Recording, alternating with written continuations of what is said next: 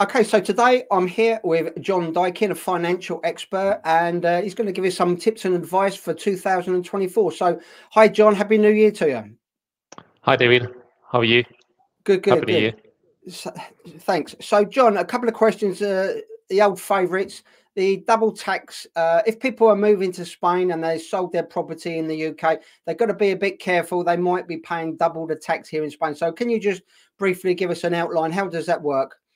Yeah, I mean, this can be quite complex, but just to keep it simple, when you sell a property in the UK before you come to Spain, you have to sell it before you become a Spanish tax resident. So you sell it in a year, in the tax year, Spanish tax year, before you become a Spanish tax resident. So, for example, if someone is selling a property right now, we are in January, then if they want to avoid becoming Spanish tax residents straight away, they can't come down and live in Spain now in January, or otherwise they'll be taxed on the sale that they just did. So such a person will need to wait until the second half of the year to move down to Spain.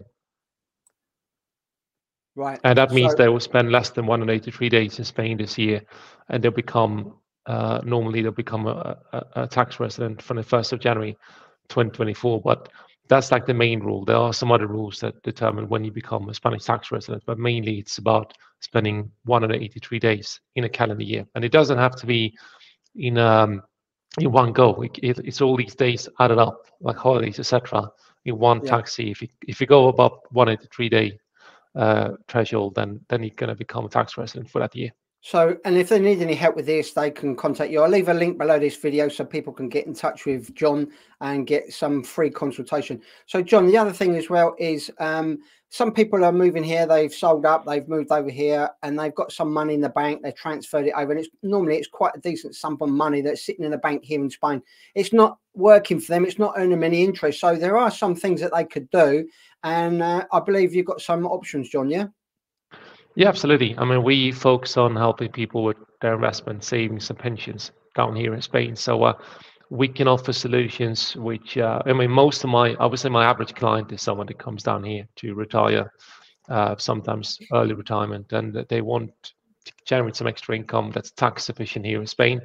So we can offer savings vehicles here in Spain where we can actually review people's investments, what they've set up in the UK, and see is that efficient here in Spain or not. And if it's not efficient in Spain, then we can restructure their assets to make it efficient here. So we don't normally invest money in Spain. So normally the vehicles we use the tax structures in places like Luxembourg and Ireland, and they allow people to grow their wealth tax efficient in Spain and also take tax efficient income. We can also review people's pensions. So many people have workplace pensions and personal pension schemes in the UK. And when they leave the UK, and if they have an advisor, the advisor will normally say, sorry, because you moved to Spain, I can't look after you anymore. So this is where we can help out. I work for a company that has a European MiFID license to give advice on investments and pensions compliantly here in Spain and the rest of Europe. So we can look after clients and give them advice on an ongoing basis when they move down to Spain, make sure that their investments are in the right place, linked to the objectives, their risk profile. We look at, how comfortable are people with risk, and everyone are different. So we do like a detailed questionnaire with clients where they tell us what they want to achieve and what kind of risk they're happy to consider to make the money grow for them and give them an income. And then we give them advice on an ongoing basis. So as tax laws change, as legislation changes generally, as markets change, as their life changes over time, that we hold their hand and make sure that everything we've set up for them continues to be suitable. Yeah. So basically, you've been able to offer them a better form of income than any of the banks here in Spain can give them. Yeah, I mean, interest rates they were really low since 2008, almost down at the bottom, and interest rates have gone up a little bit recently, but they're still really low if you compare to inflation. So even if you get 2-3% or even 4% in interest in a bank account nowadays, that's still below inflation in most places. Like in the UK, latest inflation figures are around 7%.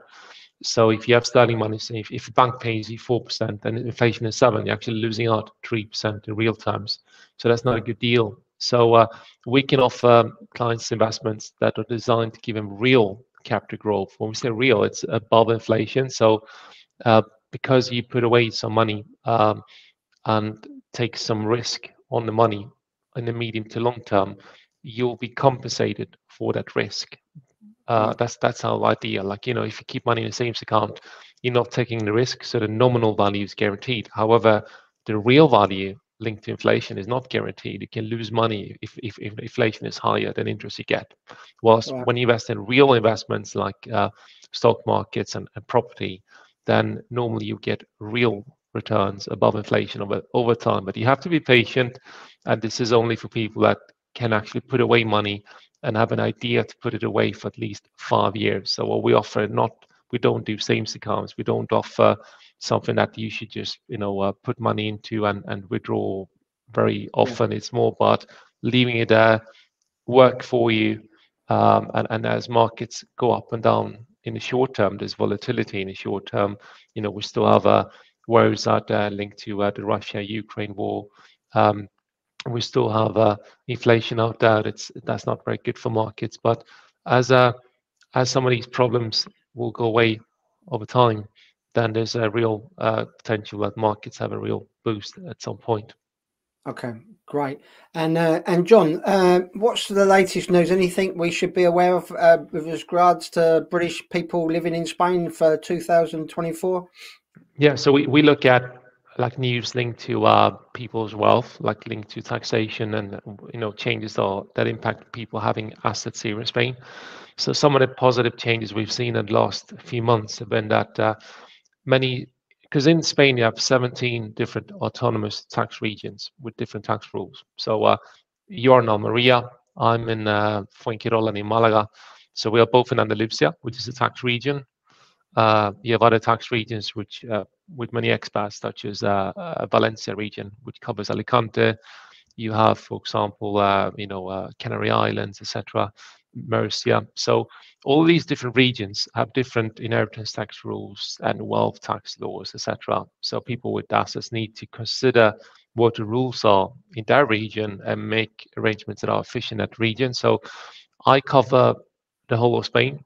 When I give advice, I have clients in places like Murcia, Alicante, Canary Islands, etc. So and then Andalusia, and even in Galicia. So I'm familiar with regions in different parts of Spain, and what I've seen in the recent months is that, or recent year or two, is that many of these regions have effectively eliminated inheritance tax between close family members, which is really, really positive because the general Spanish tax rules on inheritance is that um, even between spouses, there can be an inheritance tax, which is something a lot of people coming from the UK not familiar with, because in the UK there's no inheritance tax between spouses, and it feels a bit harsh that you worked, your money has been taxed already, and when the spouse passes away, you tax an inheritance. So that's something that's we've seen has been positive, that's been effectively eliminated in the main regions such as Valencia, Murcia, Madrid,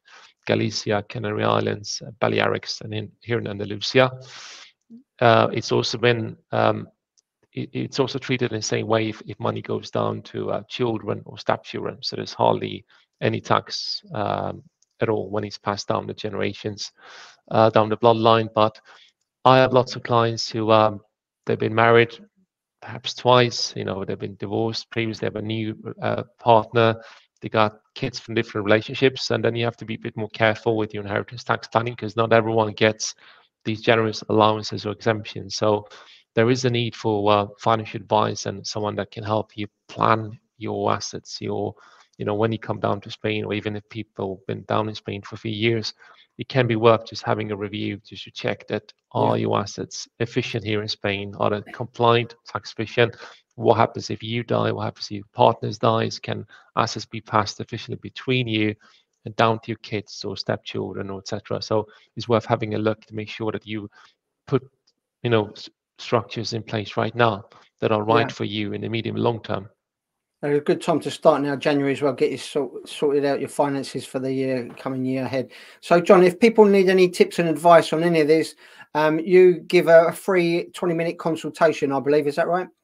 Yeah, that's right. If someone would like to have a chat with myself, I'm always happy to have discuss what we can offer them. So we can offer free consultation linked to giving advice on people's savings, investments, and pensions. So if anyone has any questions around this area, which is more like finance related, then I'm really happy to offer them a free financial consultation. And I believe that you're going to put a link on your site where they can Yeah, I'll put a link request this. below this video. But also something else important to say here, John, is there's lots of people giving advice, but you're qualified to give advice in the UK and here in Spain as well. Is that right? That's right. So I have a master's degree in business, and I'm qualified to UK standards to give advice. So I could work in the UK if I wanted to, and I adhere to the regulations there. However, I'm based here in Spain. I also have a European advisor certificate, and we have my business has all the right licenses in place to give advice to expats here in Spain and across Europe. Brilliant, brilliant. Okay, John. Well, as I said earlier, I'll leave a link below this video, audio, whatever people come across, and get in touch with John and get your finances sorted out for 2024. So thanks very much, John, for joining us, and Happy New Year to you. Thanks, David. It's been a pleasure. Happy New Year. Cheers. Bye, John. Cheers. Bye.